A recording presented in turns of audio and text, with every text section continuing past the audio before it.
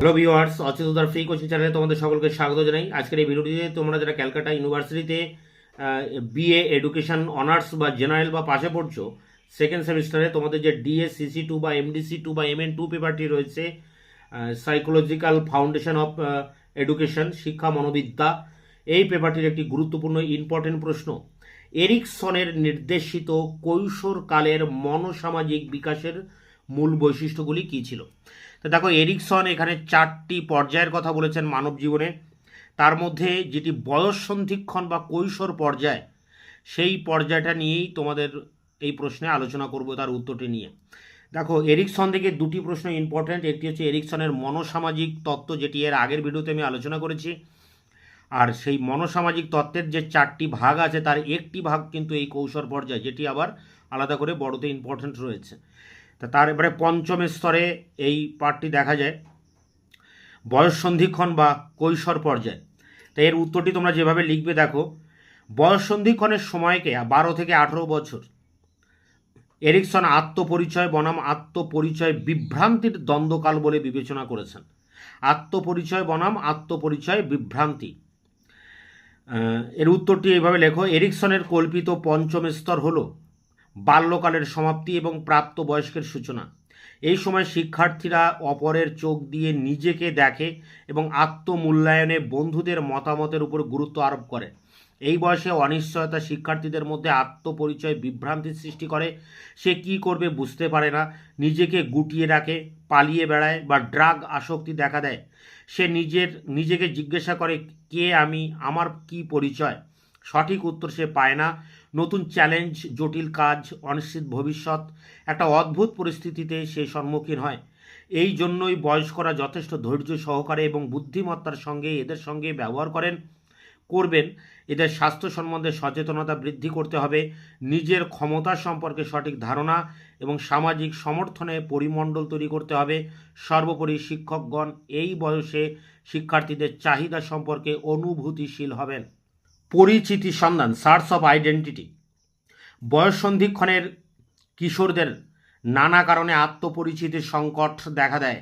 এ ব্যাপারে এরিকসন বিশেষভাবে সচেতন ছিলেন। শারীরিক, যৌনগত এবং বৌদ্ধিক, বয়স্কদের অধিক প্রত্যাশা, সহপাঠীদের চাপ প্রভৃতি নানা কারণে এই বয়সের কিশোর কিশোরীদের মধ্যে পরিচিতির সংকটের ক্ষেত্র তৈরি হয়। তারা কে, কোথায় তারা যাচ্ছে, এইসব প্রশ্ন তাদের বিভ্রান্তি ডেকে আনে। বয়ঃসন্ধিক্ষণের শেষের দিকে যারা এইসব প্রশ্নের উত্তর পেয়ে যায়, তারা পরিচিতির সংকট অতিক্রম করে। যারা পায় না, তাদের মধ্যে অনিশ্চয়তা দেখা দেয় এবং পরিচিতি সংকট তৈরি হয়।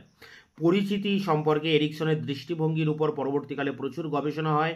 উদাহরণস্বরূপ বলা যায় মার্সিয়া 1980 একাধিক গবেষণা থেকে প্রাপ্ত ফলকে বিশ্লেষণ করে মন্তব্য করেন যে বয়ঃসন্ধিক্ষণের শিক্ষার্থীরা তাদের পরিচিতির জন্য 4টি বিষয়ের যে কোনো একটির উপর প্রতিক্রিয়া করে। যেমন প্রথম আছে অস্পষ্ট পরিচয়, অর্থাৎ দায়বদ্ধতায় অক্ষমতা, পরিচয়ের দিক নির্ণয়ে অপরিপক্কতা।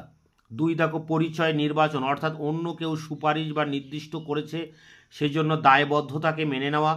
3 পরিচয়হীনতা, অর্থাৎ এখন পারছি না তবে ভবিষ্যতে কোনো সময় করার ইচ্ছা। 4 পরিচয় লাভ, অর্থাৎ পরিচয় দায়বদ্ধতা স্বীকার করা এবং সব রকমের অব্যবস্থায় দায়বদ্ধতাকে রক্ষা করা। এরপরে দেখো, এই কৈশোর বা বয়ঃসন্ধিকালের শিক্ষাগত তাৎপর্যটা কী? কৈশোরকালের শিক্ষায় সামাজিক বিকাশের দিক খুবই তাৎপর্যপূর্ণ। কৈশোর অর্থাৎ বয়ঃসন্ধিক্ষণের বালক বালিকাদের সাহায্য করতে হলে তাদের শারীরিক, যৌনগত এবং জ্ঞানমূলক পরিবর্তনগুলিকে সমন্বিত করতে হবে। বাস্তব লক্ষ্যগুলি সুস্পষ্টভাবে ব্যাখ্যা করতে হবে, তাদের পরিচয় অন্বেষণে সাহায্য করতে হবে। বয়ঃসন্ধিক্ষণে শিক্ষার্থীদের মনোসামাজিক পরিণমনে সাহায্য করতে যেসব কর্মসূচির উপর গুরুত্ব আরোপ করতে হবে তা আলোচনা করা হলো। দেখো, কর্মসূচিগুলি এখানে দেওয়া হয়েছে প্যারা করে। বয়ঃসন্ধিক্ষণের শিক্ষার্থীদের প্রতি বয়স্কদের ন্যায় আচরণ করতে হবে, তাদের স্বাধীনতা মর্যাদা দিতে হবে, বিতর্কে ও আলোচনায় অংশগ্রহণে তাদের সুযোগ দিতে হবে, তাদের মতামত প্রকাশে স্বাধীনতা দিতে হবে। তবে সবই হবে শ্রেণী শৃঙ্খলার পরিমণ্ডলে। প্যারা করে দেখো, কঠিন অথচ বাস্তব লক্ষ্য অর্জনে তাদের উৎসাহিত করতে হবে। শ্রেণীকক্ষের কার্যাবলীর সঙ্গে ভবিষ্যতে মহাবিদ্যালয়ে পঠন পাঠনে এবং বৃত্তির ক্ষেত্রে যাতে সাযুজ্য থাকে সেদিকে লক্ষ্য রাখতে হবে। যেমন শ্রেণীকক্ষে তারা যে অঙ্ক বিজ্ঞান পড়ছে, ভবিষ্যতে বৃত্তির ক্ষেত্রে যাতে তার প্রয়োগের সুযোগ থাকে সেদিকে লক্ষ্য রাখতে হবে।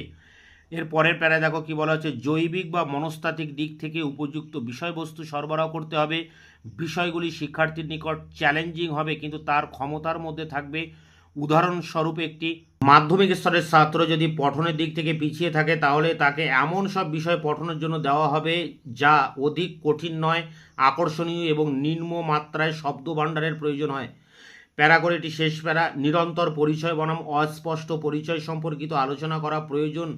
যেমন শ্রেণীকক্ষের কার্যাবলীর মধ্য দিয়ে শিক্ষার্থীরা তাদের ক্ষমতা ও দুর্বলতা সম্পর্কে অবহিত হবে। এমন সব চরিত্রের গল্প পড়তে বলা হবে যেখানে শিক্ষার্থী নিজের সমস্যার স্বরূপ খুঁজে পায়। এর মধ্যে দিয়েই শিক্ষার্থী নিজেকে বুঝতে এবং চিনতে পারবে।